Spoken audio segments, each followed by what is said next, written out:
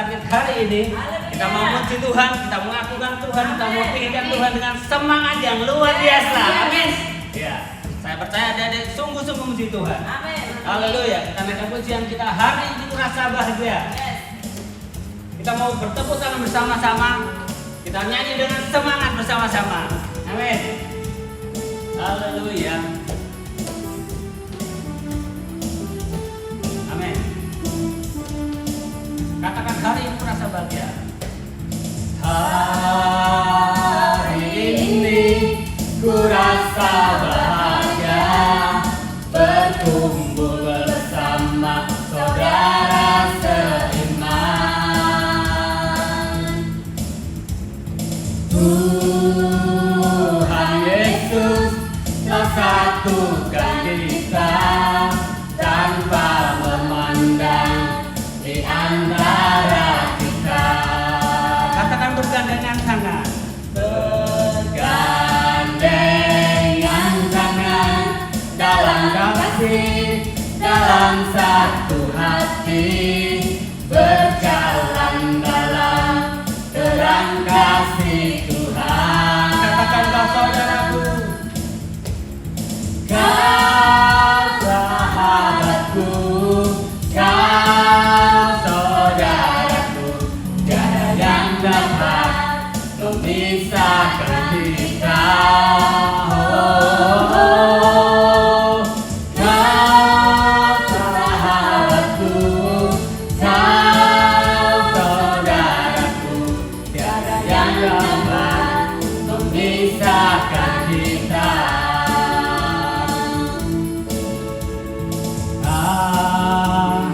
Ini ku rasa bahagia, berkumpul bersama saudara seiman. Amin. Haleluya. Tuhan Yesus telah satukan kita tanpa memandang di antara kita. Katakan bergandengan tangan. Bergandengan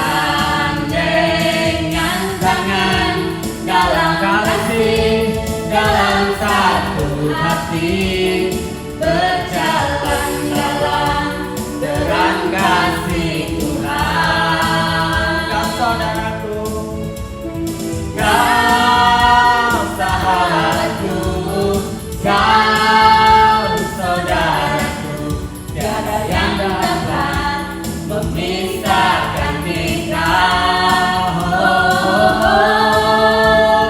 Kau sahabatku, kau saudaraku, tiada yang dapat memisahkan kita. Katakan tiada yang dapat, tiada yang dapat memisahkan kita.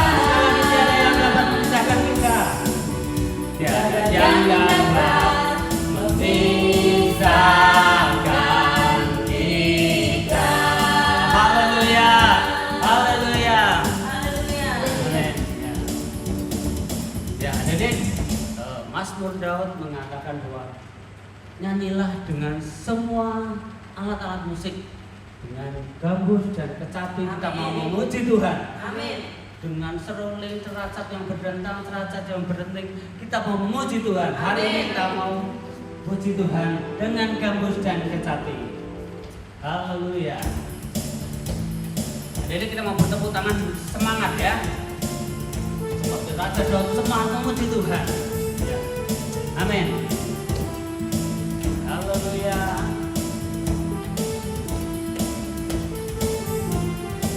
Amin. Dengan gambus dan kecapi, mari kita puji Tuhan. Bersoraklah, bernyanyilah, bersuka di hadapannya. Serukanlah nama Tuhan yang memberi kemenangan. Kalau Allah di pihak kita, siapa lawan kita? Katakan dengan gambus dengan gambus dan kecapi. Mari kita puji Tuhan, bersoraklah, bernyanyilah, bersuka di hadapannya. Serukanlah nama Tuhan yang memberi kemenangan. Kalau Allah di pihak kita, siapa lawan kita? Kata-kata dengan suara, dengan suara, sorak dari Sion terdengar suara, sorak kegirangan bagi umat yang telah dimenangkan. Kita ulang lagi dengan gambus dan kecapi. Mari kita puji Tuhan, bersoraklah, bernyanyilah, bersuka di hadapannya. Serukanlah nama Tuhan yang memberi kemenangan. Kalau ada di pihak kita, siapa lawan kita? Katakan terdengar suara, terdengar suara, sorak dari Sion terdengar suara, sorak kegirangan bagi umat yang telah dimenangkan. Dari umat yang telah dimenangkan. Sekali dari umat yang telah dimenangkan. Haleluya.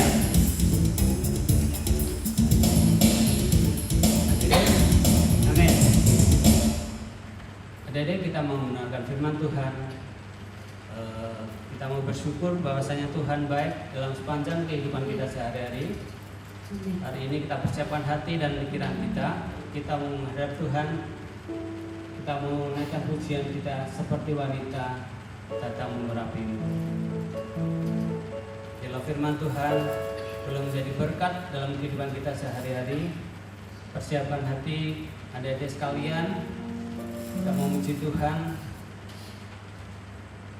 Biarlah pujian ini boleh menjadi dupa yang harum di hadapan Tuhan. Biarlah lewat pujian ini Tuhan disenangkan. Biarlah hari ini kita persiapkan hati sungguh-sungguh, supaya kita boleh mendengarkan firman Tuhan dengan segenap hati, seperti wanita datang mengurapimu.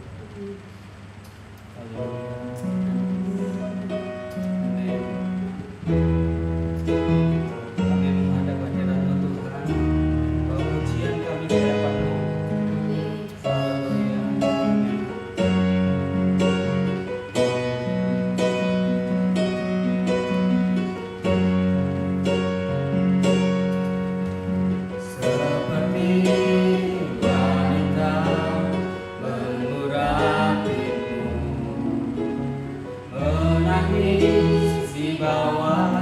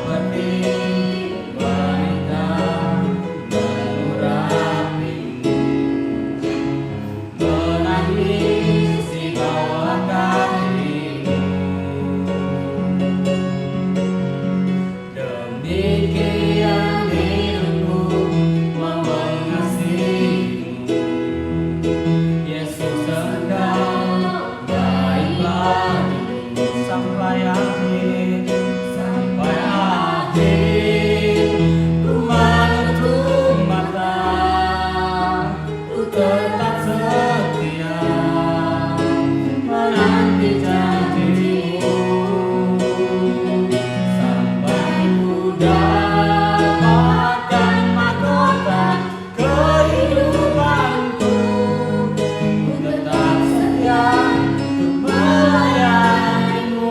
Katakan seperti wanita mengurapimu. Haleluya. Seperti wanita mengurapimu, menangis di bawah kakimu. Demikian hidupku mengasihimu. Yesus, Engkau baik bagiku sampai akhir, sampai akhir. Ku menutup mata, ku tetap setia menanti janjimu, sampai ku dapatkan mahkota kehidupanku. Ku tetap setia untuk melayanimu sampai akhir, sampai akhir. Ku menutup mata, ku tetap setia menanti janjimu, sampai ku dapatkan mahkota kehidupanku. Ku tetap setia untuk melayanimu, ku tetap setia, ku tetap setia untuk melayanimu, ku tetap setia, ku tetap setia untuk melayanimu.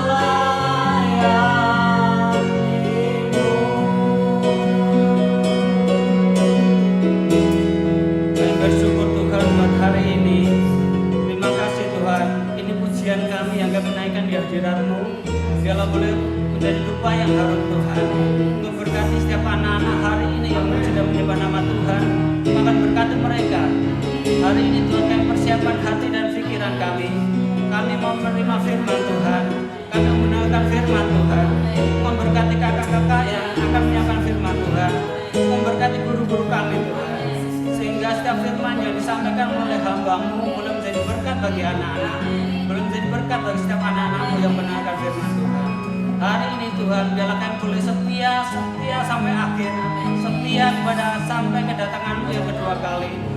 Kesetiaan itulah Tuhan yang Engkau rindukan dalam setiap kehidupan kami. Biarlah mempersiapkan hati dan pikiran kami, sehingga kami boleh duduk tenang mendengarkan firman Tuhan. Kami boleh bersungguh-sungguh mendengarkan firman Tuhan.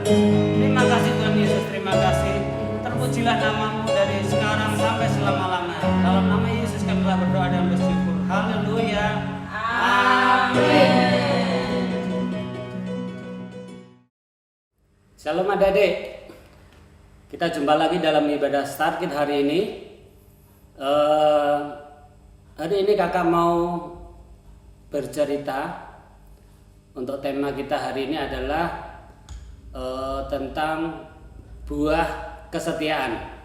Adik-adik, kalau kita melihat di dalam Galatia 5 ayat yang ke-22 dan 23, di situ ada buah-buah roh ya. Adik-adik, ada berapa buah roh? Ya, di situ ada 9 buah roh. Adik-adik, untuk hari ini kita mau bahas tentang buah yang ketujuh. Apa itu? Ya, mungkin di pasar tidak ada yang jual, di mall tidak ada yang jual, tetapi buah ini semua orang pada dasarnya suka dan pengen berusaha untuk memiliki buah tersebut. Apa kira-kira? Ada yang hafal itu buah roh? Ya. Buah roh ini adalah buah roh yang ke-7 dalam Galatia 5 ayat 22 sampai 23. Di situ dikatakan buah ini adalah buah kesetiaan. Ya, kakak ulang lagi. Buah ini adalah buah kesetiaan. Nah, kakak hari ini mau cerita tentang tokoh ya. Kira-kira siapa ya? Tokoh yang kesetiaannya luar biasa. Yuk, adik-adik bisa tebak. Kira-kira tokoh ini tokoh siapa? Ya. Adik-adik, firman Tuhan hari ini diambil dalam kitab Rut. Mungkin adik-adik tanya, wah kitab Rut itu di mana ya Kak ya?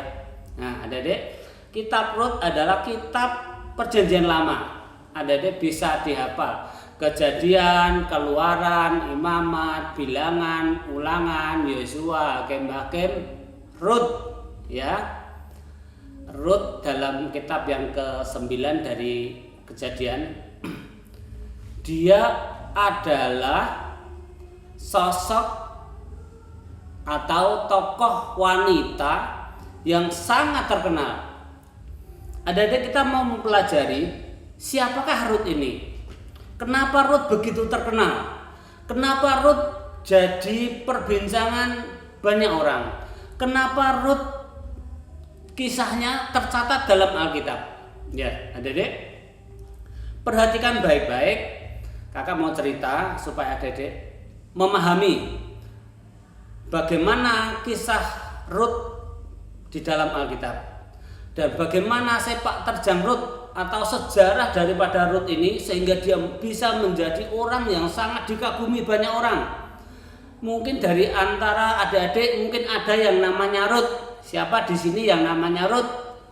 Ya, pasti di antara adik-adik ada yang memakai nama Rut karena mama atau papa daripada adik-adik sangat mengagumi sosok yang namanya Rut itu.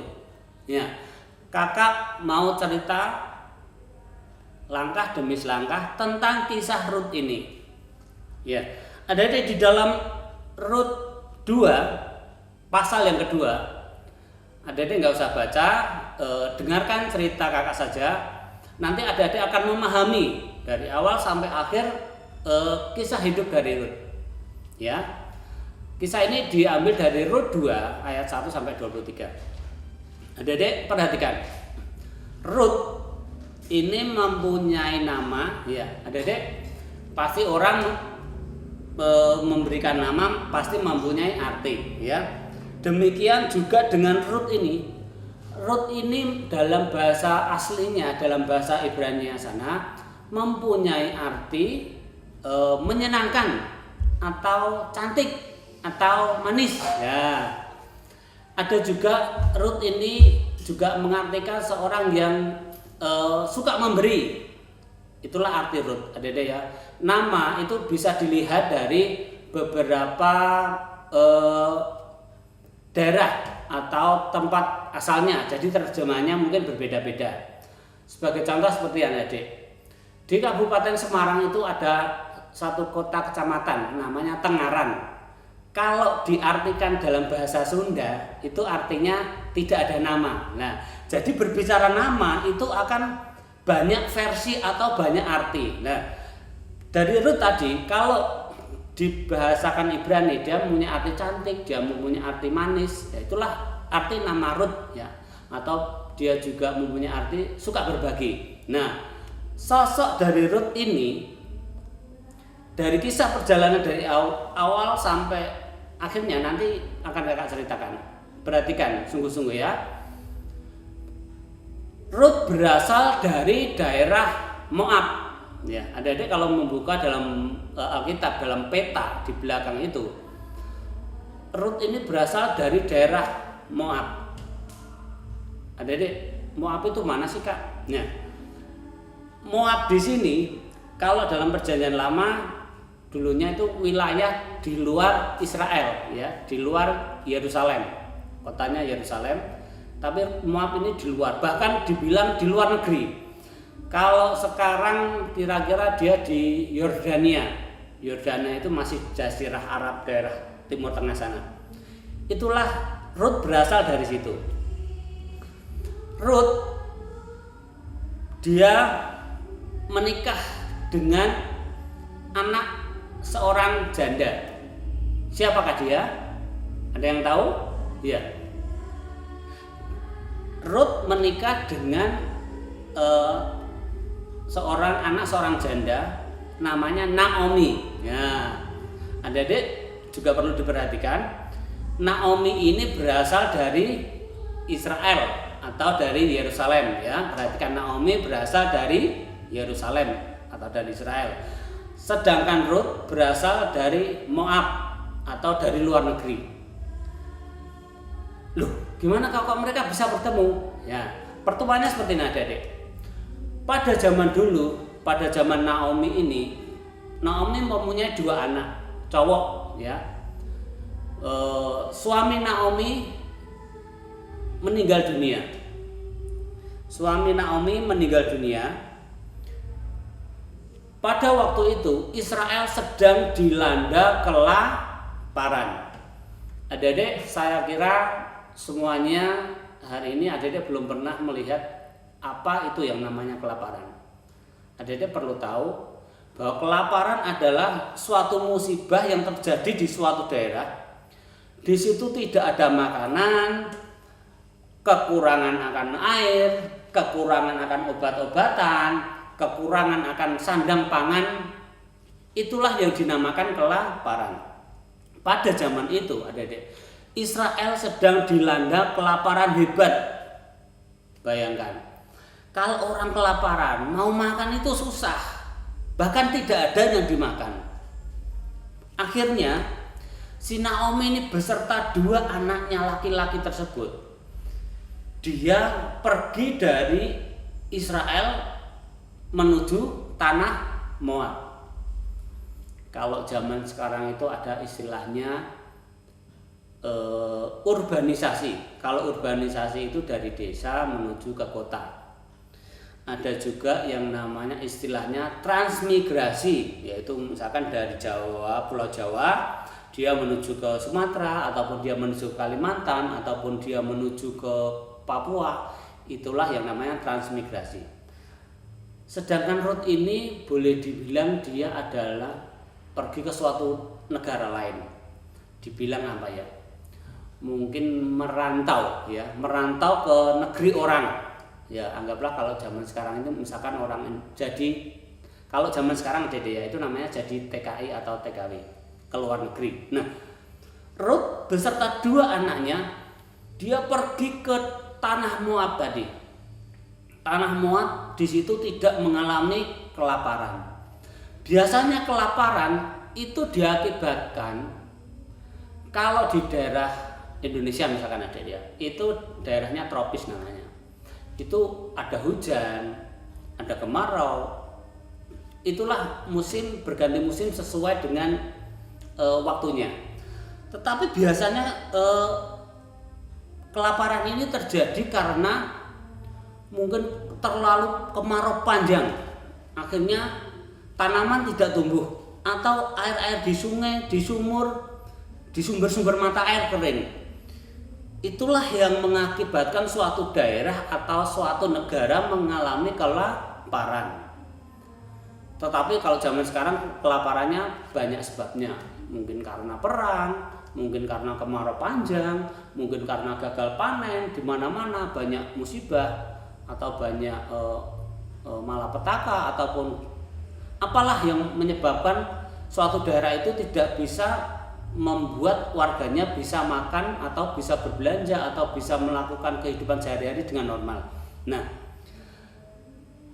perjalanan kisah dari Naomi menuju tanah Moab tadi beserta 2 anaknya, karena suatu kelaparan yang hebat tadi, akhirnya pergilah mereka merantau. Dan di tanah perantauan tersebut 2 anaknya ini bertemu jodohnya. Nah, 2 anaknya ini bertemu pasangan. Naomi punya 2 anak cowok, sementara dia ke negara Moab tersebut, dia bertemu dengan Rut dan satunya lagi namanya Orpa. Ya, diingat adik-adik ya. Naomi mempunyai 2 anak laki-laki, menikah dengan 2 orang Moab tadi, yang satu namanya Rut, yang satu namanya Orpa. Kalau Orpa ini mempunyai arti yaitu tulang belakang, tulang leher belakang, ya. Kalau bahasa Inggrisnya itu tulang leher belakang, ada Orpa juga. Nah, Orpa ini juga kalau diterjemahkan di dalam bahasanya, dia namanya itu orang yang tegar tengkuk atau orang yang keras kepala, susah diatur. Itulah nama dari Orpa. Makanya adik-adik jarang kan orang melihat namanya Orpa, tetapi kalau adik-adik lihat, perhatikan yang namanya Naomi atau namanya Ruth, sangat banyak karena mempunyai arti yang sangat baik. Sedangkan Orpa artinya tidak terjemahkan ke dalam bahasa-bahasa yang bagus. Akhirnya jarang orang memanggil atau mengambil nama Orpa ini. Nah, adik-adik, dari Naomi beserta anaknya menikah dengan 2 orang Moab tadi. Akhirnya 2 anak daripada istri anak Naomi tadi, dia meninggal dunia. Di Alkitab memang tidak disebutkan bahwa meninggalnya karena apa, atau karena sakit, atau karena apa, tidak disebutkan. Tetapi singkat cerita bahwa 2 anak Naomi ini meninggal dunia. Akhirnya si Ruth dan Orpa tadi dipanggil oleh Naomi, oleh ibu mertuanya. Dia bilang gini, anak-anakku, kalian tahu bahwa suami kalian sudah meninggal. Sekarang pilihlah, silahkan kamu pulang ke negara kamu masing-masing, atau pulanglah ke tanah kelahiranmu, pulanglah ke tempat sanak saudaramu. Akhirnya dengan sedih hati, 2 orang daripada menantu si Naomi tadi, dia bertangis-tangisan. Si Orpa sama si Ruth ini bertangis-tangisan dengan Naomi, karena Naomi ini adalah ibu yang sangat bijaksana. Naomi ini ibu yang sangat mengasihi anak-anaknya. Naomi, dia sangat mengasihi Tuhan. Sedangkan 2 orang dari tanah Moab tadi, adik-adik perlu dicatat bahwa orang Moab tadi adalah orang penyembah-penyembah berhala, orang-orang yang tidak mengenal Tuhan dengan benar. Orang Moab adalah orang-orang yang tidak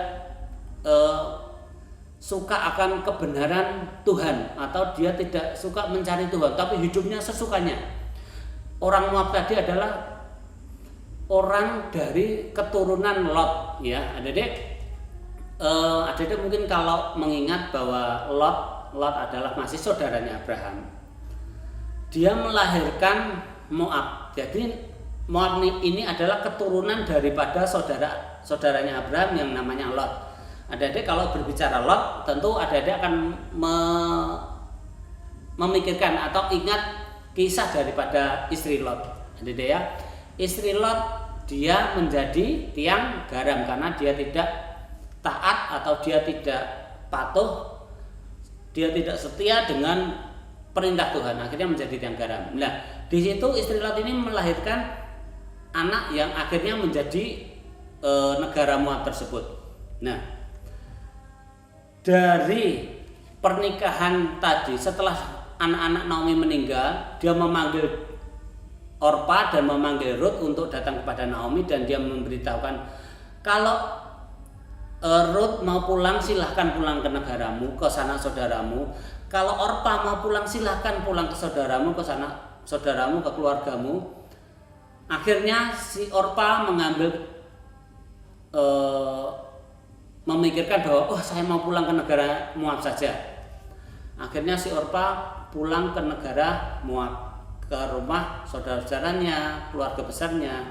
Sedangkan si Ruth, dia tetap mau bersama dengan Naomi. Ya, inilah salah satu atau bahkan inti daripada cerita Ruth, ya, tentang sebuah kesetiaan. Ruth adalah orang yang setia kepada mertuanya. Walaupun kalau dipikir Ruth masih muda, dia bisa menikah lagi, dia kembali ke negaranya, pasti diterima oleh banyak orang. Sedangkan Naomi sudah tua, janda lagi, tidak punya apa-apa lagi. Secara berpikir, tentunya Ruth akan berpikir mau pulang ke negaranya saja. Tetapi tidak demikian dengan Ruth. Ruth adalah orang yang luar biasa. Dia seorang yang mempunyai kesetiaan yang sudah sangat terbukti, dan kesetiaan Rut sudah sangat teruji dengan dia berkata kepada Naomi, ibu mertuanya, saya mau mengikut engkau, saya mau mengikut Tuhanmu, saya mau mengikut ke negaramu. Negaramu lah negaraku, Tuhanmu lah Tuhanku. Itu suatu komitmen yang luar biasa, suatu sikap yang diambil oleh Rut kepada Naomi. Sungguh sangat-sangat dalam cerita Alkitab menguatkan banyak orang. Sosok wanita yang luar biasa. Itulah adik-adik, perlu dicontoh dari teladan si Naomi ini. Akhirnya Rut beserta Naomi setelah diberitahu supaya kalau Orpa pulang, akhirnya Rut beserta Naomi dia kembali lagi menuju Israel. Dia kembali lagi ke tanah Israel, ke kota Yerusalem. Akhirnya Rut beserta Naomi melakukan perjalanan ke Israel karena didengar oleh Rut, didengar oleh Naomi bahwa Israel sudah tidak kelaparan lagi. Sudah berjalannya waktu beberapa tahun, akhirnya bahwa didengar oleh Naomi bahwa Israel sudah mulai pulih lagi, sudah mulai hidup normal lagi, tidak terjadi kelaparan lagi. Akhirnya mereka pulang kembali ke Israel. Setelah dengan beberapa perjalanan lamanya, sangat jauh itu perjalanan, Dedek. Seperti cerita-cerita kakak sebelumnya, bahwa perjalanan itu memerlukan waktu berminggu-minggu bahkan berbulan-bulan. Nah, singkat cerita, setelah mereka sampai ke Israel, Rut minta izin kepada ibunya, yaitu kepada Naomi, untuk pergi mencari apa saja yang bisa dimakan. Ya, akhirnya Rut pergi mencari, kalau di sana kan makanan pokoknya adalah gandum ya. Kalau di Indonesia kan nasi, ada juga yang jagung, ada juga yang sagu. Tetapi kalau di Israel adalah makanan pokoknya gandum. Akhirnya dia pergi ke suatu tempat di mana orang sedang melakukan panen, yaitu panen gandum atau panen sorghum. Ada mungkin kalau belum tahu gandum atau sorghum, nanti di tayangannya ada, nanti bisa dilihat. Kalau di Jawa sini mungkin namanya jagung cantel lah ya. Mungkin ada, mungkin pernah tahu, tapi saya kira banyak yang belum tahu. Nah, si Rut ini dia bekerja ke mencari itu yang namanya sorghum atau gandum ke suatu tempat atau tempat orang yang sedang melakukan panen. Ya. Kebetulan yang sedang panen adalah tuan yang namanya Boas, Dede ya. Boas ini adalah orang yang sangat baik juga. Orang Israel terkenal orang yang takut akan Tuhan, orang yang diberkati Tuhan, orang yang suka mencari kebenaran Tuhan. Boas ini masih saudara dari Naomi, saudara dari suami Naomi. Akhirnya dia datang ke ladang yang namanya ladang Boas tadi. Adik-adik perlu diketahui, Boas mempunyai arti keuletan atau Boas mempunyai arti semangat. Ya, itulah arti dari nama Boas. Makanya kalau di pemain sepak bola kita yang terkenal mungkin yang di Indonesia ada yang namanya Boas Salosa, luar biasa larinya kencang. Nah, Boas ini adalah orang yang cinta akan Tuhan. Dia seorang yang kaya raya di daerah Yerusalem. Tapi Naomi tidak bilang bahwa itu adalah masih saudaranya. Naomi tidak mau menggunakan prinsip seperti itu.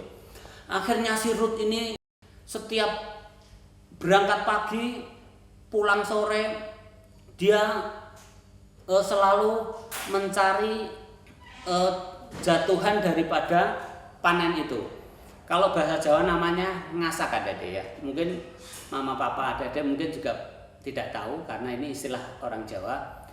Yaitu mengambil bulir-bulir gandum atau bulir-bulir sorghum tadi. Bisa lihat di tayangannya nanti apa itu sorghum, apa itu gandum ya Dede ya. Mungkin di Indonesia jarang, tapi ada juga, tapi sedikit lah. Dia dari pagi sampai siang sampai sore dia mencari atau mengumpulkan sedikit demi sedikit, dia simpan ke dalam karung ataupun simpan ke dalam suatu tempat. Itulah keulatan si Naomi. Akhirnya setelah seharian dia mengumpulkan berkas-berkas itu, berkas gandum atau sorghum tadi, datanglah si Boas tadi dari Yerusalem, dari kota pergi menuju ke ladang tadi. Si Boas tanya kepada pengawas. Jadi namanya suatu pekerjaan pasti ada pengawasnya. Ya. Dia tanya kepada pengawas, siapa wanita itu? Terus si pengawas tadi bilang, wanita itu adalah pulang dari Moab beserta Naomi, karena sudah meninggal oleh suaminya. Akhirnya banyak cerita dari awal perjalanannya si wanita tadi datang sampai siang hari. Dia cerita kepada Boas, ini diceritain sama si pengawasnya tadi. Akhirnya si Boas mendatangi si Rut. Didatangilah si Rut ini. Nak, kamu nggak usah ambil bertik-bertik ini dari mana-mana. Kamu di sini saja. Kamu di sini aman. Kamu di sini tenang. Kalau kamu haus, silahkan kamu ambil ke tempayan-tempayan yang ada pada mereka atau karyawan-karyawan saya. Minumlah di situ, makanlah di situ. Kamu akan aman di situ, nggak akan diganggu oleh orang-orang. Itu si Boas. Boas ini sangat baik hati, karena Boas tahu bahwa Naomi adalah saudara daripada suami daripada Naomi ini. Lalu Boas ngomongin sini Rut ini supaya kamu nggak usah kemana-mana sampai panen ini selesai, silahkan kamu nyari di sini. Bahkan si Rut, bukan Naomi kan namanya. Si Rut ini diberikan makanan oleh si Boas, yaitu diberikan roti kalau di sana. Diberikan minuman oleh si Boas supaya dia minum, karena kan di padang gurun panas sekali, di situ dia haus, akhirnya dia minum. Diberikan minum anggur, diberikan minuman-minuman yang disediakan oleh Boas. Akhirnya apa Adik? Setelah sore pulang, selesai. Akhirnya si Rut kembali kepada mertuanya, kepada Naomi tadi. Dia membawa banyak sekali gandum atau sorghum tadi. Kira-kira 1 eva. 1 eva kalau dalam ukuran Alkitab Adik, kurang lebih 35 liter sampai 45 liter. Dia segitu banyaknya, dia dibawa pulang. Akhirnya dia juga membawa makanan yang diberikan oleh Boas tadi masih sisa. Akhirnya makanan ini diberikan kepada ibunya, yaitu kepada Naomi tadi. Nah, akhirnya Naomi berkata, siang ini kamu ke ladang siapa? Akhirnya si Rut cerita bahwa saya mengambil bertik-bertik gandum ini daripada ladang Boas. Akhirnya Naomi bilang, jangan takut, Boas adalah masih saudara kita. Oleh sebab itu Naomi bilang ke Rut bahwa dia masih saudaranya dari Boas. Boas adalah orang yang kaya raya di daerah itu. Akhirnya Adik, dari situ perjalanan daripada Rut tadi beserta Naomi dari Moab sampai ke Israel, ceritanya seperti tadi, bahwa Naomi beserta Rut ini walaupun tadinya sedang mengalami kelaparan yang hebat, akhirnya dia boleh kembali ke Israel.